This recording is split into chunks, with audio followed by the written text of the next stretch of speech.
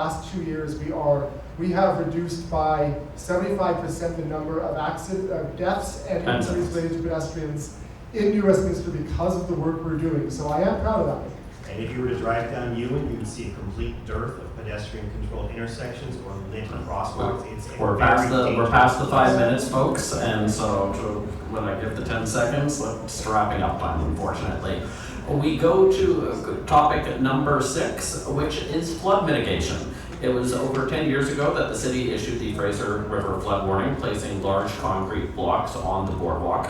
Last year, of course, we witnessed a massive flooding disaster throughout much of southwest BC and saw the gaps in the current Lower Mainland flood management strategy. Given New Westminster's location and this neighborhood in particular, what is your commitment to ensuring the city can take a more proactive role in flood mitigation going forward? And we'll start with Councillor Puckmeyer. Thanks. The atmospheric river was a really good test, a 1,000-year event, which I'm sure is going to happen again, and that won't be 1,000 years away. We have really engaged in upgrading the pumping infrastructure, especially in the Queensborough area. We've spent millions of dollars in upgrading those pumps. I went to Queensborough during that event. I was actually quite pleased with how Queensborough fared during such an aggressive rain event. I know Fenton Street we're having some issues with still. There was some water issues there. With regards to the boardwalk area, and this is all built infrastructure that was built under a lower floodplain. Today, the building, the floodplain has risen, so buildings that you would have in the Quayside area, mind you, there's only 2 more that are going up, and that's it, and they're built under the new floodplain. But we do have buildings that are designed to retain or to accept water during high water events, and we have to be very careful that we ensure that there aren't people in there, that vehicles are moved, and so I think the new construction will be better off, but the old construction we have to be quite vigilant on. Thank you very much. Pat, we go next to you. 2 things. First, investment, of course, in upgrading. That report actually on flood preparedness in the estuary actually showed that New Westminster was actually doing fairly well. We have a couple of areas on the Queensborough side that where it's not excellent, where it is only okay. But we have been upgrading that work, and we spent again tens of millions of dollars on a couple of significant significant pump projects on the Queensborough side at Wood Street and at Boundary in order to give them more resiliency in the event that there is an overtopping event. Ultimately, one thing we learned from the atmospheric river is it reminded us, we didn't learn from it, it should have reminded us, that flooding is a regional issue, and it is a regional issue that requires coordination up and down the river. The 15 municipalities that touch the estuary need to be working in coordinated planning together. And when the federal government took apart FREMP, the Fraser River Estuary Management Program, about 15 years ago, that coordination ended effectively. So we've been strong advocates. We've taken motions to UBCM. We have been strong advocates at the Metro Vancouver table to bring back a new form of Fraser River estuary management so that all the municipalities up and down the river are coordinated together.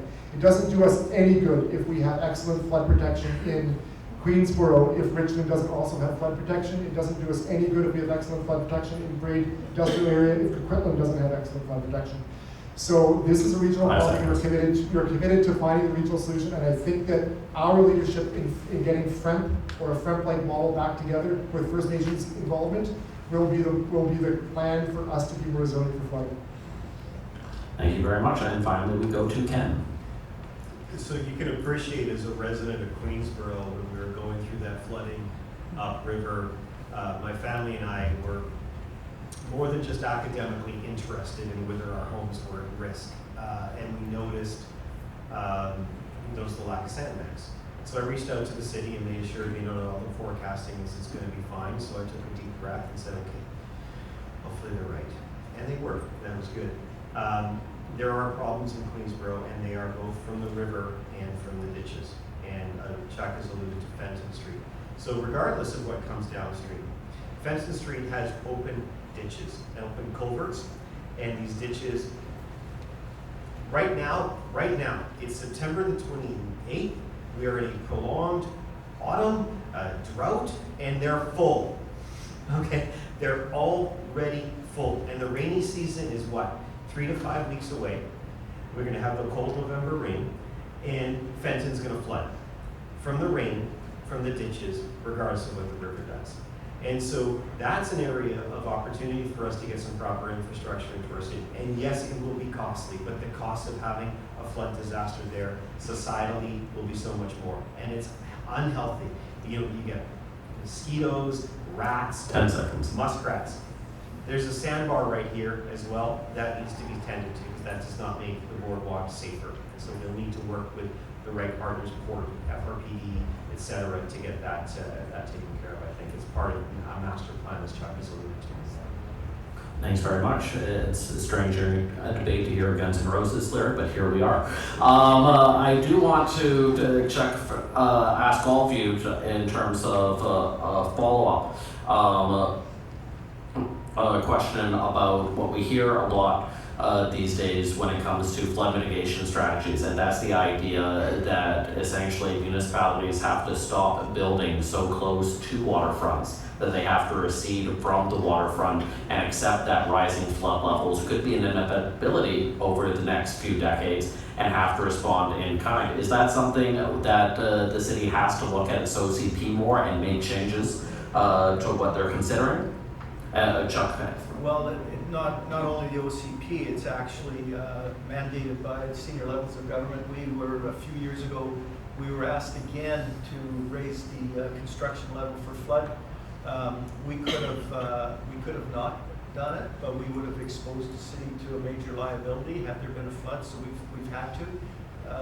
Queensboro is an example of that. You've got houses really low, old historic houses in a valley, then you have built to the next flood level, and then you have them built to the third flood level. And so it's going to change. Rivers are rising all over the world. I won't be surprised if a few short years from now we're asked again to change the level of construction. And so we can't have our blinders on. Our rivers are rising, our sea levels are rising. And when we have major weather events and brings high water to the area, we're in a very critical area here. Yes, we need to do more to make sure that we're not building in dangerous areas. I'm going to try to avoid going into like McElroy levels of geeking out here, because I'm actually an environmental scientist and I actually deal with fluvial systems all the time. This is actually something I do in my professional life. I don't think retreat is the model we're looking at, and as Chuck said, it's about recognizing what the province's new flood levels are, and making sure we're building to and exceeding those flood levels, and we're engineering to address those flood levels. But I do want to talk about the sandbar out here. The sandbar out here does not increase your risk of flood in the river. That is storage of silt in the river. That is actually a natural sandbar that is formed there, and it actually forms protection for the boardwalk. If we do have a high water situation, that actually reduces the risk of there being debris damage, and it reduces the risk of there being undercutting of the boardwalk during a flood event. So it is a natural reaction of the river. Dredging in the center of the river is what manages actually the flood level, not these sandbars that form along the side. So ideally, that sandbar would actually see some eelgrass or some other development happen in it in order to provide us more what are now called ecosystem services, or more protection provided by natural systems, which saves us money ultimately in building flood mitigation. So I'm sorry I had to go down that road. What a geek. Yeah. Interestingly, I was going to muse out loud outside my expertise that some natural mitigation needs to be considered as well. And I think coming from Queensboro, we don't have a problem with houses too close to the road. What we have the problem is the dike's only so high. You all will appreciate the entirety of Richmond is built on this rock that is the Port Royal part of Queensboro. The rest of Queensboro and Richmond is essentially silt that is gathered up behind it over tens and tens and tens of thousands a year. So it's a different kind of soil out there. We were talking about Fenton. If you were to go, say, 2/3 of the way down Fenton and look back at Ewan Avenue, you would feel there's probably 4 feet of change in fencing just getting into that valley that Chuck was talking about. And you sort of wonder at what point in time are you maybe already getting close to or if not below sea level. So these are challenges we face in our community, and they're going to, you know, and I don't think there's any disagreement at this table that it needs to be looked at in a scientific and rational approach to make sure that we're mitigating flood risks as our kids become our age. I do want to simply have 90 seconds to hear. Ken, New Westminster, sorry, did you have something that you wanted to follow up there about? I'm also proud of the city is leading the region in our climate plan. We won a medal from the Planning Institute of British Columbia for the 7 bold steps. We are talking about climate change here. We haven't had a bit of a discussion yet. Maybe it's coming about the mitigation and adaptation strategies the city has on climate change, because we are once again talking about climate change without talking about climate change. Well, you stepped on my question a little bit. I was going to say, Ken, do you know that New Westminster has been a leader in terms of its aggressiveness in declaring a climate emergency and creating a plan more so than a lot of municipalities of New Westminster's side? And I'm wondering if you have any critique of that and what these councillors have put forward to that they might want to respond to. So, frankly, it's hard to miss. I keep hearing about it at every all-candidates meeting. There was the 7 bold steps not really work. So, very aware of it, very aware of what the 7 bold steps are. We do have our own environmental and climate action plan. And we have, for instance, some ideas surrounding the urban forest and the tree capita, the tree issues. We want to make sure that we have clear performance targets for replacing, for first of all removing and secondly replacing dead trees. We want to make sure we're expanding the public tree watering program to make sure that the mid and larger trees are given the water. We want to establish a per capita minimum of park space in the city, including pocket parks and priority areas within higher density. We have a growing population. We need to make sure that there's sufficient park space, green space for everyone. We want to, and I don't think anyone's going to disagree with me on this, increase reliance on pollution-free vehicles. And we have a target, to get the. I will say I'm not hearing a critique necessarily of the plan, so if there is one, let me know. If not, we're going to move on to the next section. I think my comments about the tree removal program were a bit of a critique on how it's actually being implemented. Fair enough. We will go to the next, and maybe this will come up with the two of you to chat, the final 5-minute candidate to candidate question period, where Ken will be able to ask a question of Councillor Puckmeyer. Ken, you have 5 minutes. Now, should I use 4 minutes and 50 seconds on the question? You solemnly affirm to tell the truth. Now, Chuck, in your closing remarks at the Chamber of Commerce debate, you spoke about transparency, and you said you were part of a council that was more enclosed, and if I recall right, possibly the most secret of municipal government in BC, or at least amongst the most secret. That was pretty shocking statements, I think, for most of us to hear, and yet I don't disagree by any stretch. I think we've seen council and school board operating a great deal behind closed doors and camera, and I think you mentioned that at the Animal Center debate. You mentioned difficulties accessing Zoom and signing up. I guess I have 2 questions. The first is if you can really elaborate on what you think and who you think is driving this sort of secrecy at council, and tell us what you personally tried to do to resolve it and bring more light into the council chamber in the last 3 or 4 years. I'm not saying we're the most secret council in the region at all. We have changed. I was once very proud that we were the most accessible, one of the most accessible councils in the Metro Vancouver area. You show up before 7 o'clock and you jot down what you want to talk about, and you had your 5 minutes that you could speak. We've changed that. Now people have to make appointments, and I've seen a real reduction in the number of people coming to council and speaking. And I also I hear from seniors that want to come to speak at council, but they have difficulty in how they can access council. I think we have to really be careful when it comes to in-camera meetings. that in-camera meetings meet the test of in-camera, and that is personnel, real estate, legal opinions. We have to really enforce that those are the only times that we go in camera. I would like to see after certain issues have been dealt with in camera, for instance, a negotiation issue on a property. When we did the Amble Center, we were FOI'd, and we had to release some information that we had in camera. We ended up having to release it to the person that was purchasing the office tower, put us in a real unfair situation, probably lost money.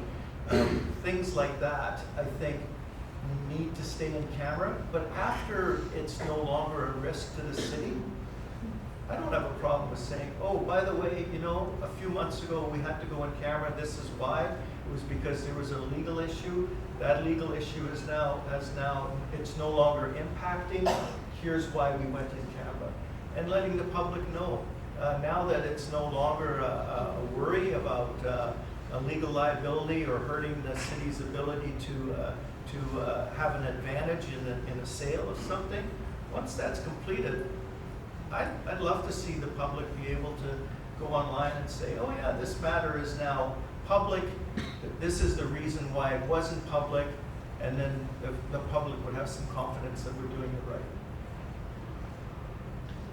So you mentioned FOI packages, and over the last year, we've had a couple of concerns raised. There's been a media member talking about the FOI, his FOI request surrounding the departure of departed Fire Chief Tim Armstrong, no relationship. And then there was my issue surrounding the errors on the zoning process for those waiver of public hearings. In each case, complains that the FOI package was too cumbersome, too costly in my case. Are you in favor of increasing access to information by our residents? Yeah, if it's fair. I mean, before there was a fee on FOI. I remember one time somebody FOI'd numerous documents. Like literally, it would have cost the city, hundreds of dollars to produce. And when the documents were produced and ready to go, the person went, nah, I don't want them. And so there has to be some fairness there. We have to find a balance between abusing the system and having proper disclosure. So there has to be that balance. So there's room for both pieces. All right. Thank you very much. Oh, my two clappers showed up. We're now going to do a little bit of a lightning round, hoping for a bunch of quick good questions and answers for the three of you on. There's no quick answers. We're going to try our best. Can I have a point of order? At the last two events, somehow our socks were like the swimsuit edition of Miss America. Mm-hmm. Are you? You're not going to be dealing with the sock issue tonight? I mean, I was not briefed on any sock issue. Oh, okay. It was all over social media. I know, exactly. I mean, you each have 90-second closing statements after this section, to which you can choose to delve into important policy statements or show your socks to people. I leave it up to you. But let's finish this part first. Community amenities, particularly around mobility issues. So for my first question for the three of you, there was a commitment to build a community facility on the Key in the original planning document, which created the neighborhood. Since then, the Discovery Center and the Anvil Center were built, but no sort of traditional community center. The question I have is, will you commit to engage with the 7,000 plus residents in the area to a planning process to build a community center?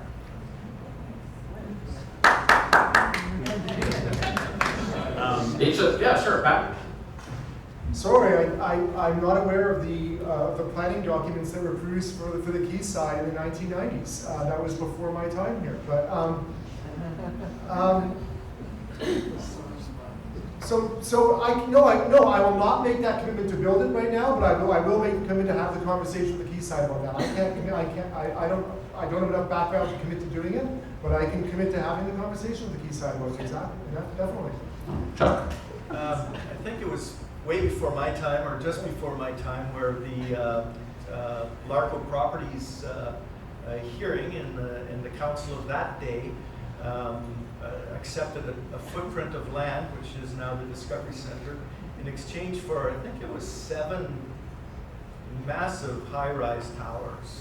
And so the Discovery Center was sort of the amenity for that.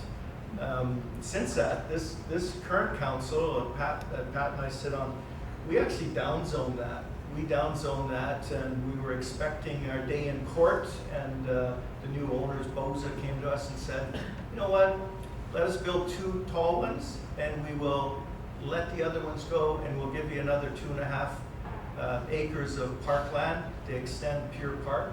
So, you know, there's some opportunity there to maybe look at that, but right now, the city does not have the resources to build that, and the amenities that were given from Boza certainly didn't cover that kind of facility.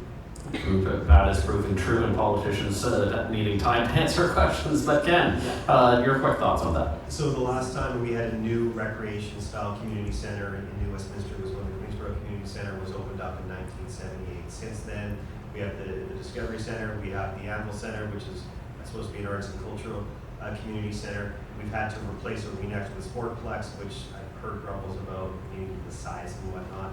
But in the meantime, our population since 1996, never mind 1978, has doubled.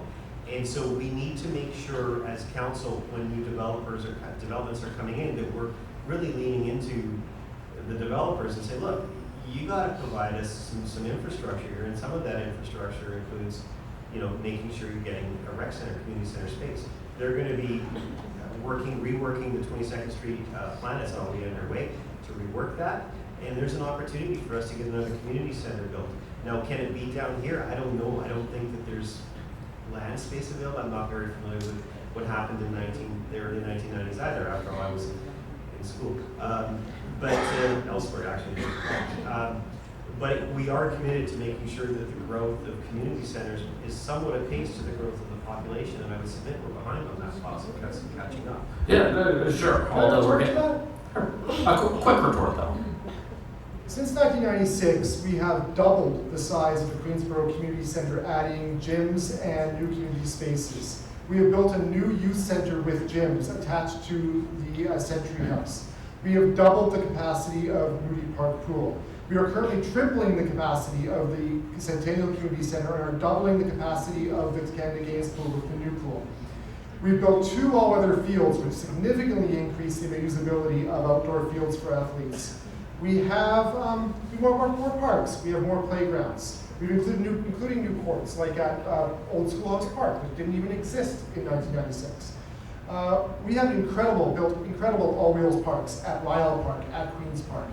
Let's not forget about our 2 major cultural buildings. We built Anvil Center with arts and cultural space. We have now taken over Massey Center, and that will be it is already a great cultural hub. And I think cultural and arts programming is just as important for the youth in the city as sports programming is. So we have built new infrastructure in this city. So I've heard the claims repeatedly that we have